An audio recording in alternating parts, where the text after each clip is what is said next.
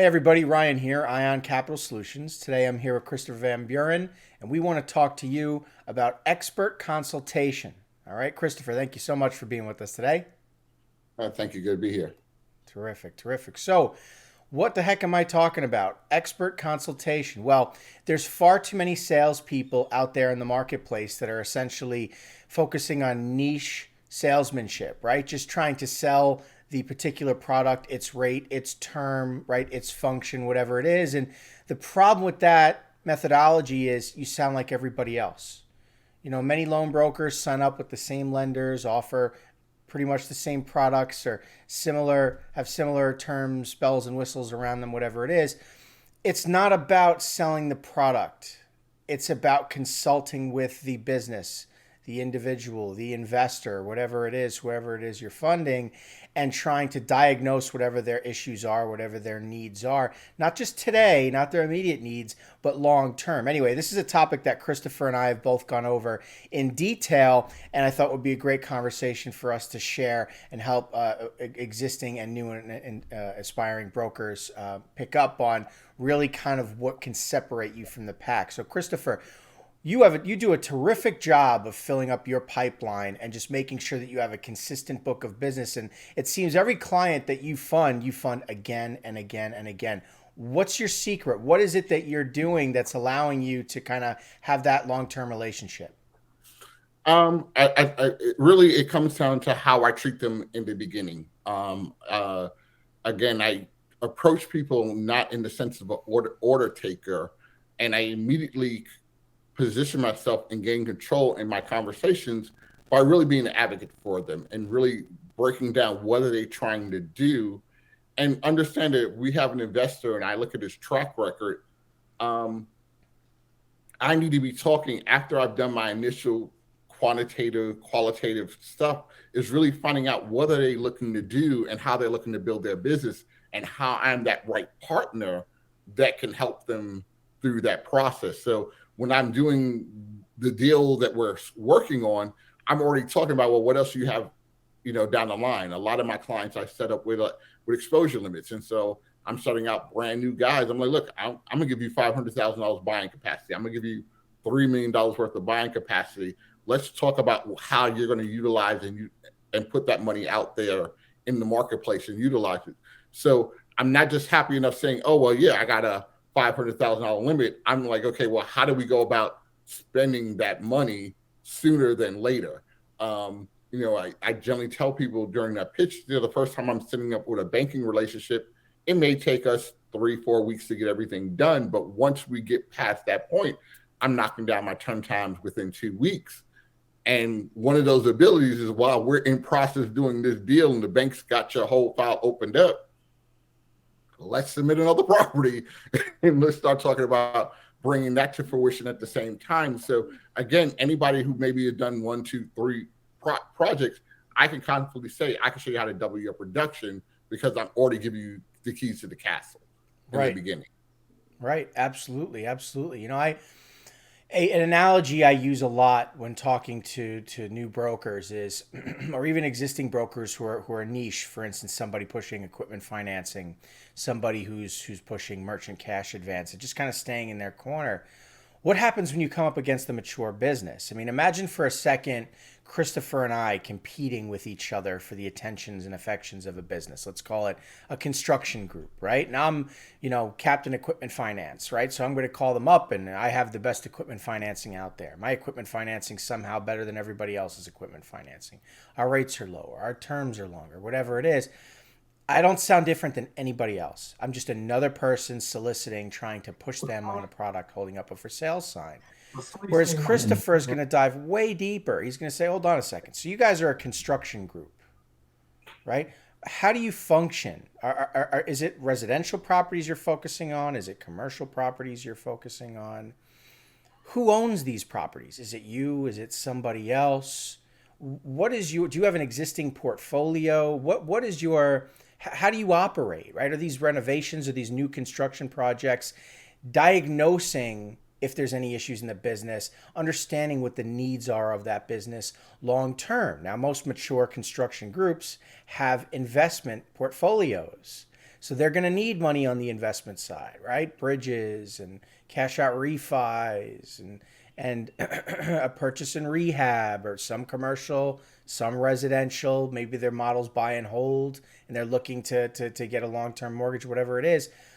They have that side, but then there's the construction side, right? Sure, they need equipment financing, but most construction groups have a lot of contracts, either government contracts, right? Long-term contracts with clients. They can leverage those contracts for financing, right? Funding, whatever it is. We can issue lines of credit on the investment side, the business side. So the point I'm trying to make is niche salesmanship really only gets you so far, and it kind of puts you in the same box as everybody else where you sound like everybody else, opposed to what Chris is talking about. I mean, he understands how to receive that first time client, how to get them established and set up, and then establish a long-term relationship and address all of their needs, and that's a big difference, right, from your average broker. And that's what people have to understand, and not many people talk about. I mean, think about it. If you're watching this video right now and you had a great client, you thought you had a deal, it looked like they were a shoe-in, you even pitched an offer, but they just never called you back. Why? It's because they talked to Christopher, or they spoke to somebody like him who understood their long-term needs, who understood how to properly consult, who offered all the products in the marketplace, not just a single product. Anyway, I'm sure this resonates with you, Christopher, and more often than not, you're having these conversations. Let me ask you a question. What are some of the mistakes that you may be seeing, Christopher? Oh, I see you stepped away from the screen for a second. There you go. What are some of the mistakes that you're seeing from some of our students as they try and conduct surveys with clients?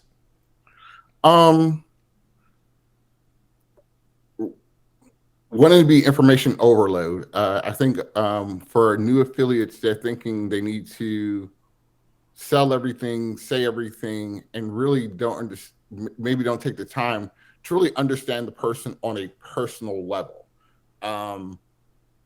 There's products and services, there's different cars, there's different things, but we go with, and it sounds cliche, but we go with people who we know, like, and feel comfortable with. And so it's just as important to, yes, have your, get down to business questions, but understanding the person, understanding their marketplace goes, a long way.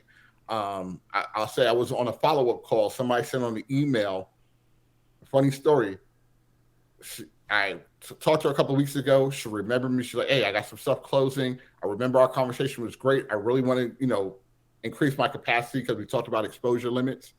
And then I was like, well, okay, so refresh me what areas she's into.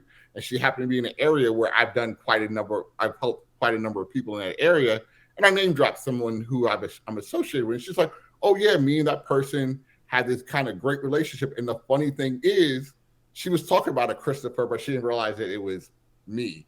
So again, it's one of those things where, one, I'm looking at blessings twofold. Is that, one, I have people in the industry that have worked with me that are out in the streets working with people on a day-to-day basis, throwing my name up.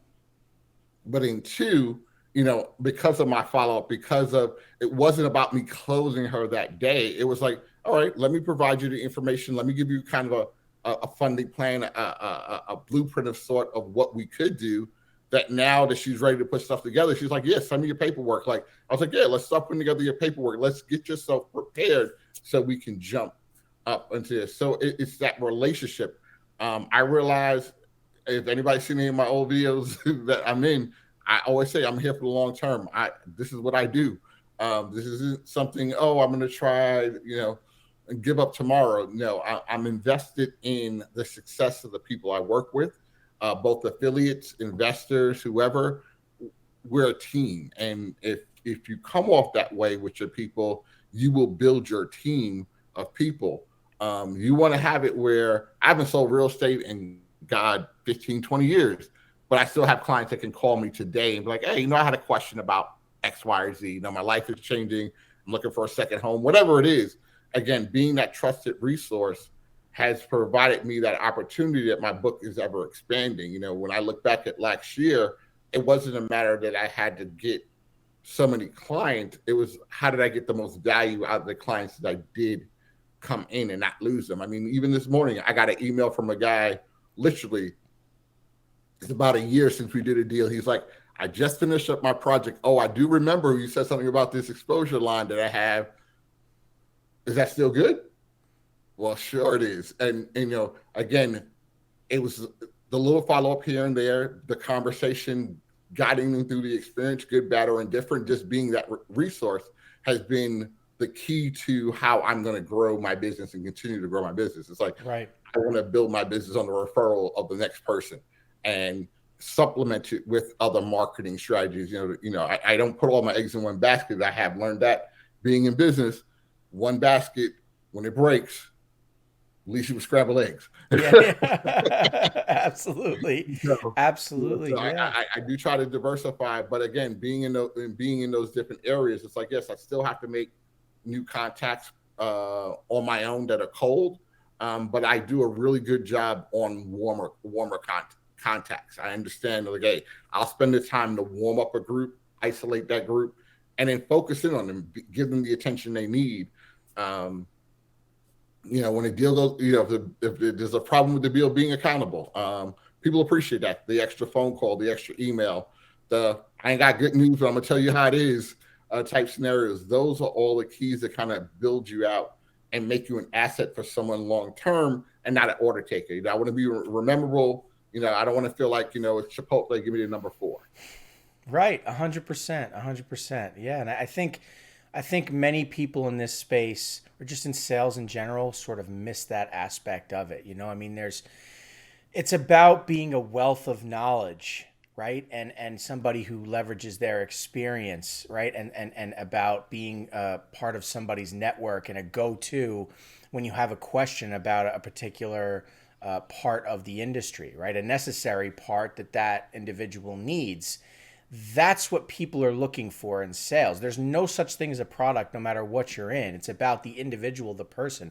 Does that person bring value, right? Is that value what I need to take my business to the next level kind of thing? And as you can see, Christopher does a terrific job of doing that, so much so that years pass by and people will still call him up and ask him because they know he's a source of that information.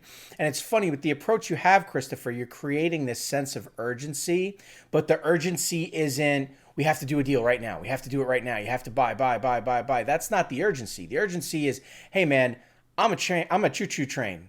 And with or without you, train's leaving the station, right? I'm doing business all day long, every day. When you're ready to board, you let me know. Here's your ticket. Next. And you keep moving. And every so often, sure, you shoot out an email, whatever it is. You let them know. You remind them, whatever it is. But people who are out there waving a for sale flag, trying to push a particular product and sell, the second a client says to you, oh, what's your rate? What's your term? And you start jumping into that conversation, you're done. You're finished. You sound like everybody else. Just like Christopher said a moment ago, sometimes you have to have that hard conversation. You have to set somebody straight. Say, that's not how it works. For instance, when somebody says to the two of us, what's your rate? What's your term? Why should I work with you instead of somebody else? And tries to, put their broker cap on for a minute, even though they're a borrower. We quickly explain our value to them. Like, listen, we need to understand how your business model operates. In order for me to help you, you need to help me. Okay. I need you to answer questions so that we can diagnose the issue. We can see what you qualify for. Here at Ion Capital Solutions, we represent the top lenders in the real estate investment and business funding marketplace. Public and private banks, virtually every product out there. What it comes down to is, what are your qualifications as a borrower? Is the deal even doable? Is the asset resellable? Or is the asset something that anybody's willing to invest in, right? Or provide coverage for? We have no idea. We don't even know who you are, how you operate. So how could we possibly give you a rate, a term? We can't.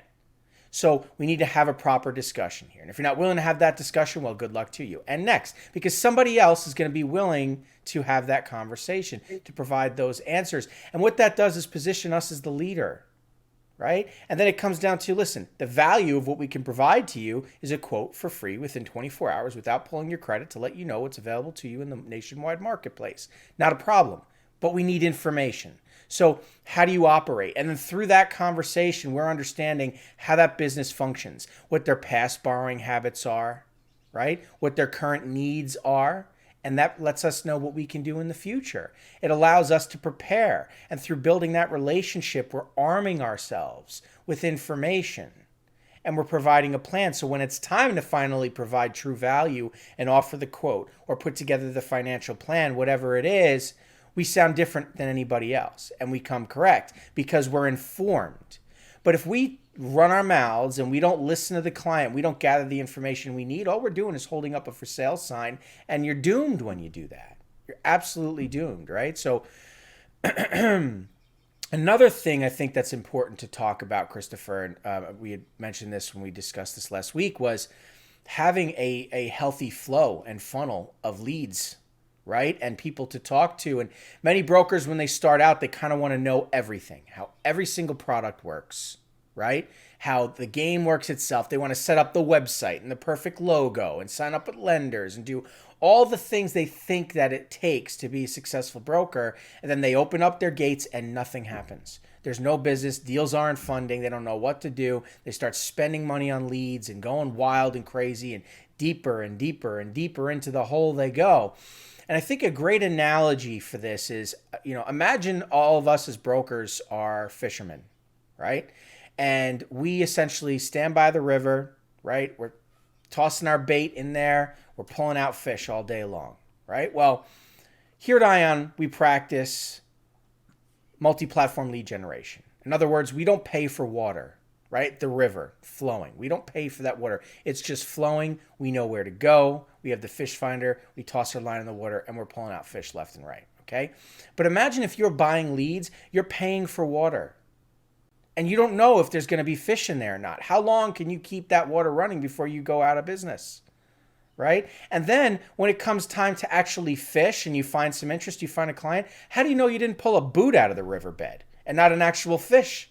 Mm-hmm. Right? If you're not qualifying, if you're not underwriting, if you don't understand how your products work, how to qualify a client, whether or not they qualify based on their financials, their affordability, the asset, its resellability, whatever it may be, you have no chance of making money in this industry. And so this is another thing I think people really don't understand, right? And Christopher, when new students come in here and you and I are kind of having a conversation with them about how to get started, the first thing we talk about is them setting up their marketing campaign, right? Getting that healthy flow of water going. And yet a lot of them kind of don't want to do that, right? They just want to sit back and pull out their notebook and take some notes and ask questions, but they're not active, right? Can you elaborate? I always find that kind of interesting. But even, we talk multi-platform approach. I think people really have to maybe do a better job diagnosing what really is a lead. There's data, which is done through, we have organic methods that we collect data in. We have paid methods that are data points and stuff like that.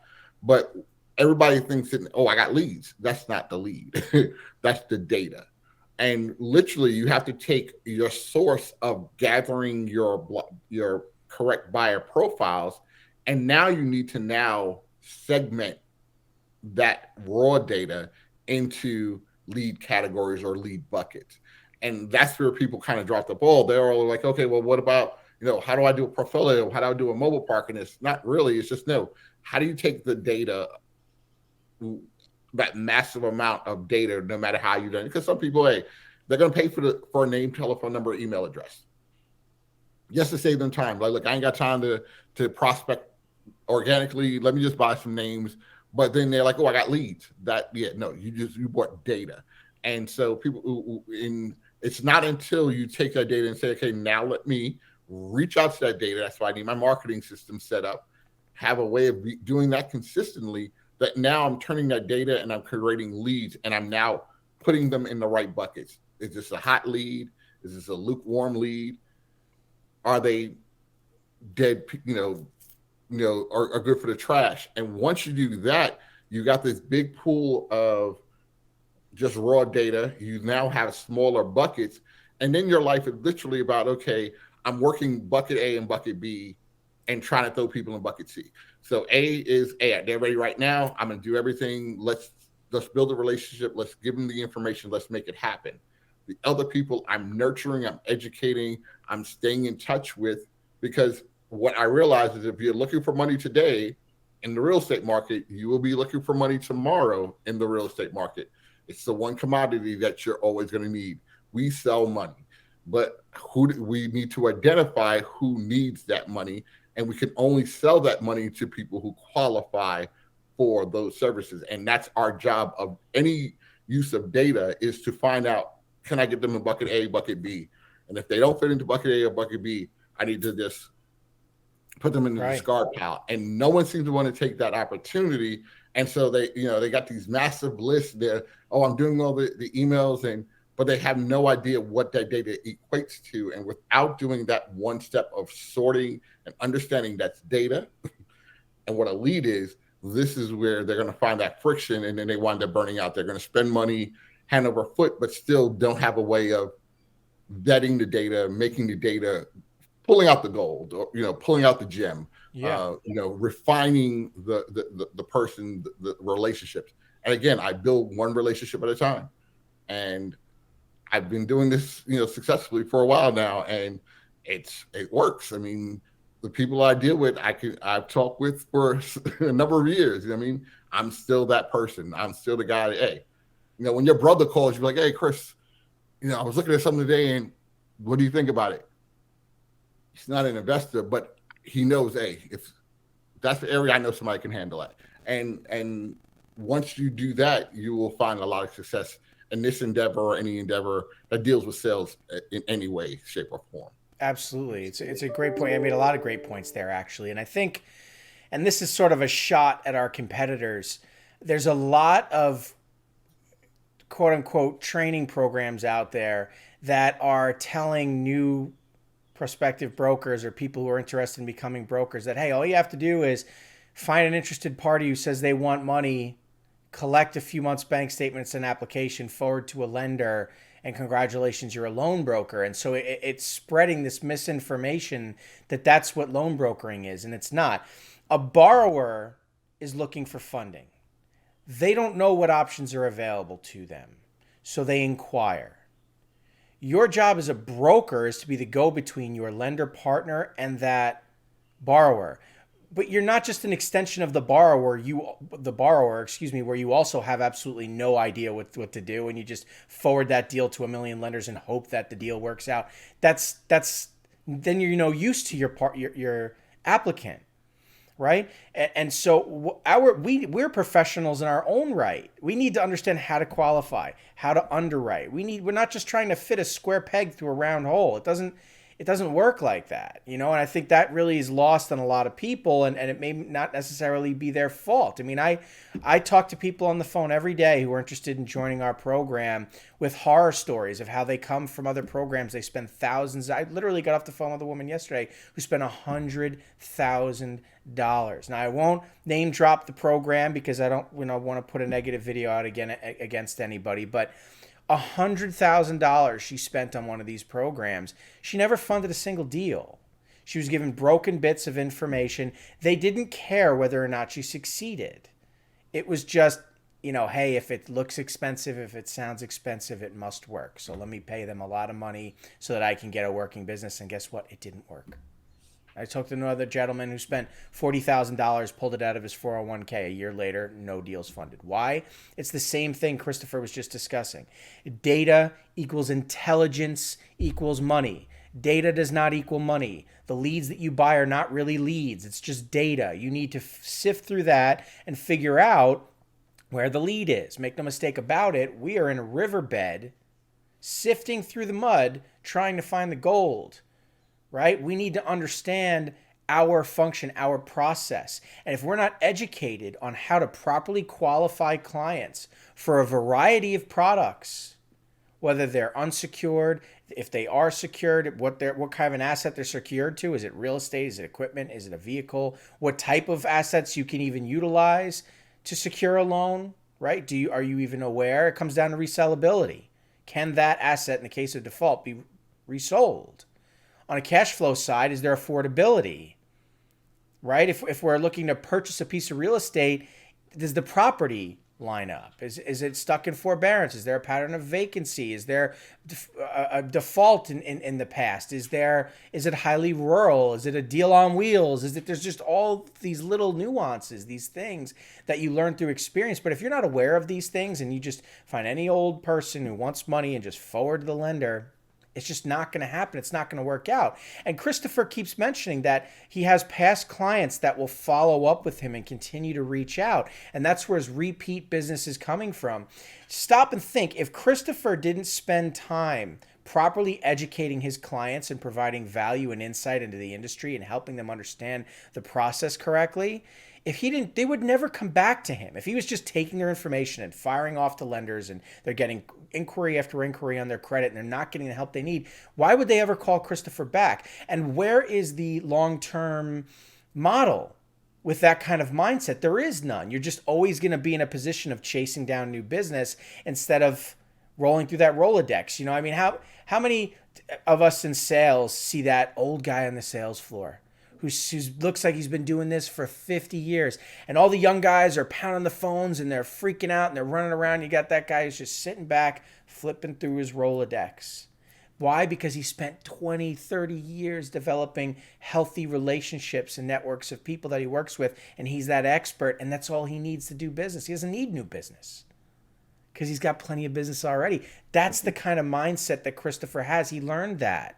And so that's what we're trying to share with all of you today, right? Is essentially how do you position yourself in the marketplace, right? What should you be focusing on, right? What are the important bits of being a business loan broker when it comes to having a healthy funnel and converting that data? And there's obviously a lot more to this, but this is the conversation. These are the thoughts any person in loan brokering, whether you're experienced but struggling or you're doing this for the first time, this is where your head should be. Not trying to build a business, not trying to buy leads, you don't want to start. Imagine if we're on a line, right, about to begin a race. And before you start the race, you're going to dig yourself into a 6-foot hole.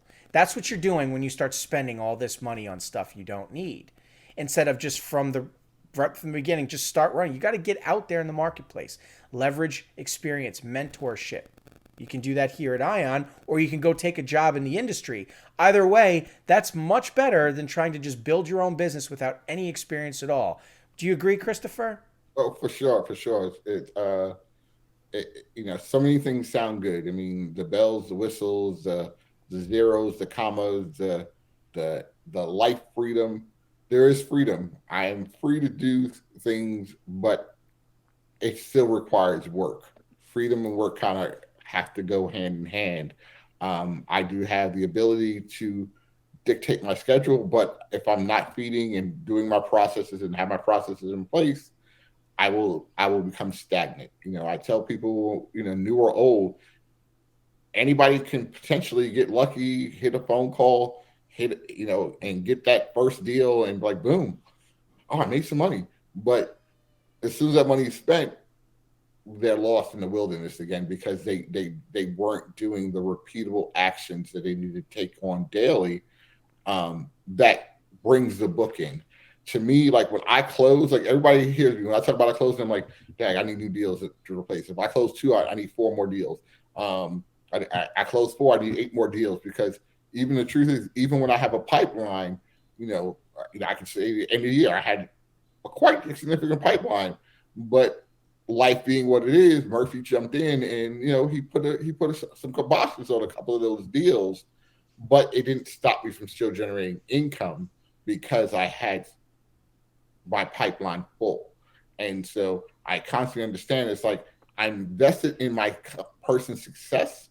I'm not invested in the individual outcome of every particular transaction because I have to understand that some deals, no matter what the intentions are, can go sideways or will prolong for reasons that are out of our control. There's a zoning issue that only happens to be this one property in this one area, and anybody who's familiar with permits or something like that, asking the city to get you some answers on anything is a drawn out process, but you have to be accountable to your lender, keep your lender involved, keep your client engaged, keep the sales attorney. We're all in it collectively to make things happen, and we're not coming up with issues to make them issues, but it's that constant stream of communication. So, long term, that's what's been beneficial. It's having the processes in place, keeping the pipeline active, being accountable, reaching out, being a person. At the end of the day,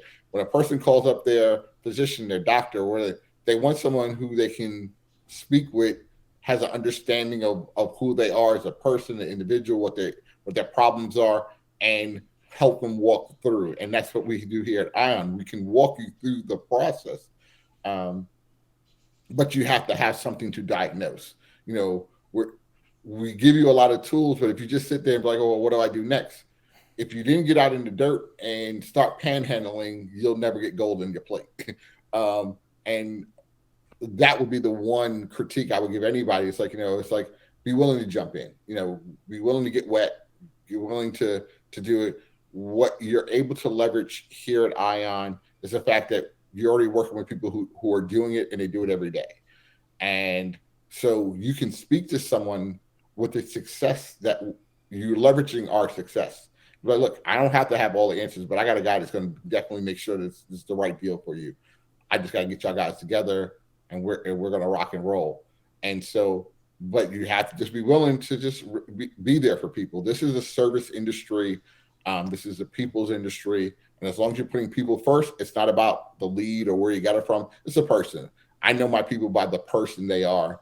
The phone call, they're in my personal phone where, hey, I can reach out to them. Like, if I see their call, as long as it's during respectful hours, they're going to get a response back from me. And if you follow those types of steps and work the business that way, you will attract more business to you. Absolutely. And that's the thing, we attract. This is an attraction business. It's like, okay, if I helped you, there's nothing for you to call back later and be like, okay, well, who else in the area? Right. What's next on deck? Simple questions, say, and a couple of notes here and there, and it's like, hey, they're like, wow, you remember that? Yes, I remember that. Yeah. And we build and grow together. So that's kind of my 2 cents on it. My Absolutely. outlook on the industry as a whole.